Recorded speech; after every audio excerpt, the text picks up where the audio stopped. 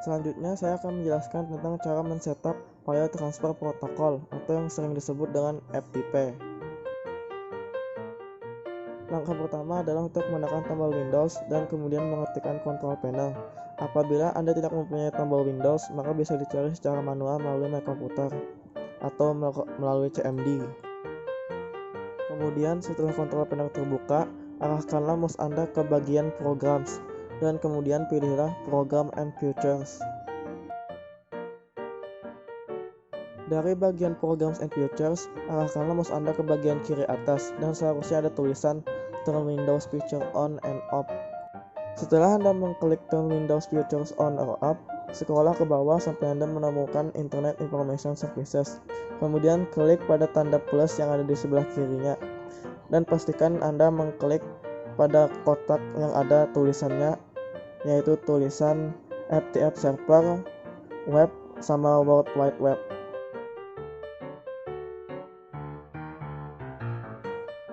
Kemudian setelah Anda sudah mengklik hal yang tadi, arahkanlah mouse Anda ke bawah dan klik pada tombol OK. Dan seharusnya Anda akan dibawa ke halaman ini, di mana komputer sudah menginstal program tadi. Proses penginstalan mungkin akan memakan waktu 2-3 menit, dan mungkin komputer Anda layarnya akan mati. Tetapi itu tidak mati, hanya layarnya saja yang mati. Oleh karena itu, pastikan Anda baterainya sudah penuh. Setelah proses penginstalan selesai, kliklah pada tombol finish dan selamat, FTP sudah terinstall di komputer Anda. Selanjutnya saya akan menjelaskan bagaimana cara menggunakan FTP. Kembali ke Control Panel, dari semua pilihan yang ada, pilihlah System Setting. Dan setelah Anda berada di System Setting, scroll ke bawah sampai Anda menemukan Administrative Tool. Kliklah Administrative Tool, dan setelah Anda berada di Administrative Tool, scroll ke atas sampai Anda menemukan tulisan Internet Information Services Manager. Seharusnya tampilannya akan begini setelah Anda mengklik IIS Manager. Kemudian arahkanlah mouse Anda ke bagian kiri dan cari tulisan User. Nah, pada User kliklah kanan, dan dari semua pilihan yang ada, pilihlah Add FTP User. Kemudian isilah nama dari server Anda dan physical path dari server Anda dan kliklah Next. Kemudian kliklah pada tombol No SSA dan pada tombol Start FTP Site Automatically dan kemudian kliklah Next.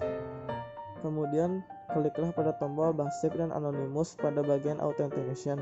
Kemudian scroll ke bawah dan pada bagian Non Selected pilihlah All Users. Dan di bawahnya lagi kliklah pada tombol Read dan kemudian kliklah tombol Finish.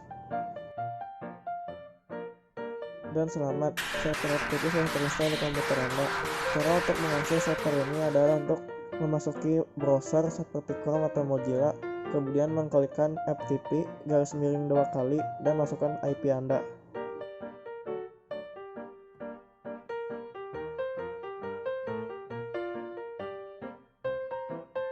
Selanjutnya saya akan menjelaskan mengenai materi ke-6, yaitu materi Setup Remote Access dalam kurung SSH.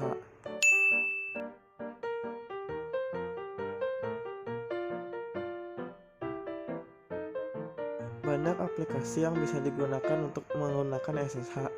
Pada kali ini, saya menggunakan aplikasi yang bernama Putty. Aplikasi ini bisa dicari di Google dan bisa di-download dengan mudah, seperti gambar ini.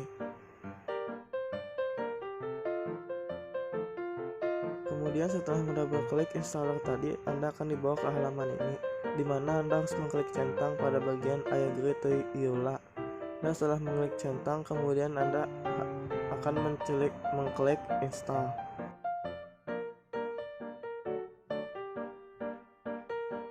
Setelah itu, aplikasi ini akan melalui proses penginstalan. Proses penginstalan ini berlangsung dari 30 detik dan paling lama sampai 1 menit. Apabila proses penginstalan sudah selesai, maka akan muncul pop-up seperti ini.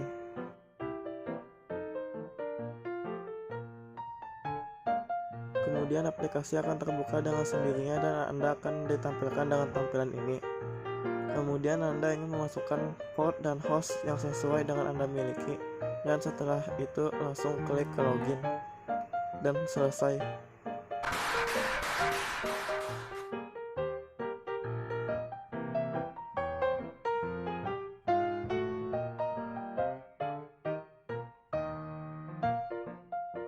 Kemudian saya akan menjelaskan mengenai materi keempat, yaitu mengenai setup klien dan server.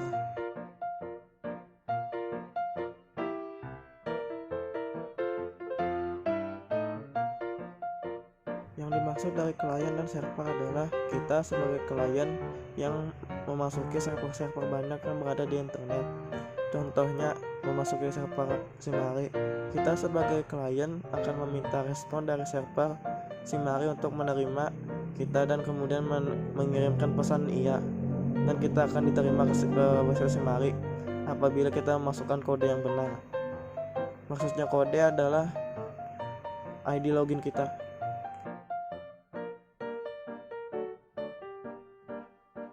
Terdapat banyak cara untuk menghubungkan antara klien dan server, tetapi saya hanya akan menyebutkan 3, yaitu yang pertama secara online, yang kedua melalui LAN, dan yang ketiga melalui WiFi. Saya akan bahas sedikit mengenai apa yang saya tahu mengenai koneksi WiFi. Langkah yang pertama untuk mengakses koneksi WiFi adalah untuk masuk ke kontrol panel, dan kemudian dari sini pilihlah network sharing, dan setelah network sharing pilihlah network and connection. Kemudian pada pilihan WiFi klik tombol kanan dan pilihlah properties. Scroll ke bawah sampai Anda menemukan tulisan Internet Protocol version 4 dan kliklah pada properties lagi. Kemudian Anda akan dibawa ke tampilan ini. Kliklah pada tombol Use IP Address dan isilah IP address sesuai yang Anda miliki.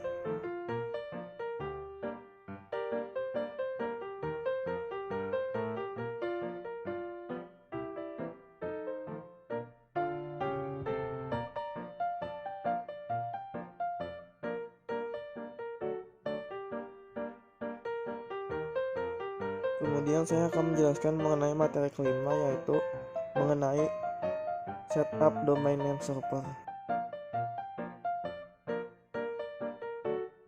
Secara singkatnya, DNS adalah sebuah database yang menyimpan banyaknya IP address dalam servernya. DNS juga memiliki beberapa fungsi. Salah satu fungsi DNS adalah untuk mengubah IP address yang merupakan nomor menjadi sebuah nama, misalkan menjadi google.com atau amazon.com. Terdapat banyak jenis DNS yang digunakan saat ini. Saya hanya akan menyebutkan 5 pada saat ini, yaitu yang pertama A-Record, yang kedua AAA Record, yang ketiga MX Record, yang keempat Cinem Record, dan yang kelima NS Record.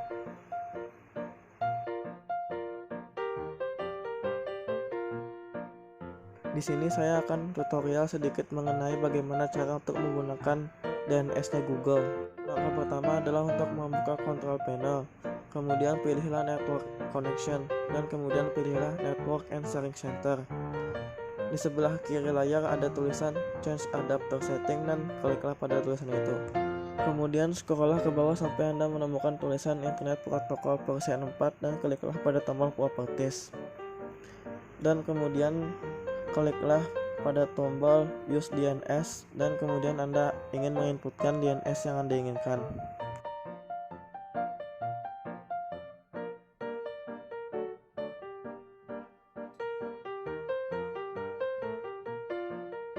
Sekian penjelasan saya mengenai materi yang saya berikan tadi.